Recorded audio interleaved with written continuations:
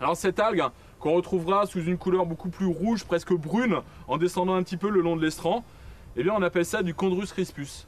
Ça c'est utilisé depuis le XVIIe siècle en Irlande. On la faisait chauffer dans du lait, on laisse refroidir le lait, et le lait devient du flan.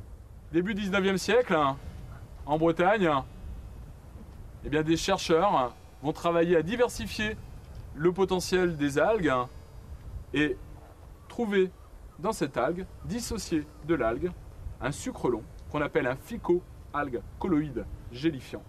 C'est ce qu'on appelle du carragène. Carragène, c'est la région d'origine justement où on mettait en place du flan aux algues à partir de ce Chondrus crispus.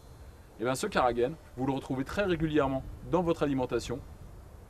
Il porte un autre nom souvent sur la liste des ingrédients. On appellera ça du E407. Et le E407, classement européen, 400 gélifiant, n'est rien d'autre qu'un extrait d'algue, Chondrus crispus, cette petite algue rouge qu'on retrouve sur les côtes bretonnes. Alors là, je suis face à une algue qui n'est rien d'autre que l'algue la plus consommée au monde. Cette algue la plus consommée au monde est aussi la plus fine du monde. On a affaire ici à une algue qui ne fait qu'une seule cellule d'épaisseur.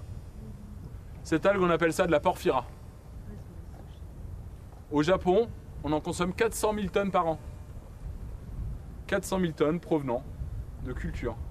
Cette algue, que l'on va transformer avant de l'utiliser, eh bien, sera desséchée, réduite sous forme de paillettes, recomposée sous forme de plaques qui, elles, feront environ 10 cellules d'épaisseur. C'est ce qu'on appelle du nori. Vous prenez une feuille de nori, vous venez l'envelopper, envelopper du riz et du poisson dans une feuille de nori, et vous obtiendrez un sushi ou du maki. Ces laminaires sont d'ailleurs à l'origine de l'alimentation de l'algue par l'homme. Il faut savoir qu'il y a plus de 5000 ans au Japon, cette algue elle était utilisée pour en faire des papillotes. On utilisait la charnière centrale de cette algue pour venir y envelopper du poisson qu'on faisait cuire directement à même la braise. Bon, cette algue, aujourd'hui, on la consomme encore comme un légume, on appelle ça du kombu royal, Laminaria saccharina. Ça, c'est son petit nom latin. Laminaria digitata, c'est une algue qu'on utilise localement depuis 2 siècles. Il faut savoir que cette algue, elle possède 1000 fois plus d'iode que de l'eau de mer. Depuis, ces algues, on les utilise à des fins d'alginate, des gélifiants.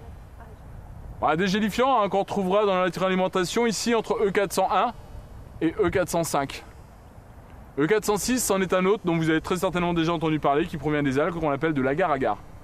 Agar-agar, c'est un gélifiant provenant d'algues. E406, E407, carragène. On n'ira pas au-delà, c'est l'ensemble des gélifiants utilisés dans l'alimentation.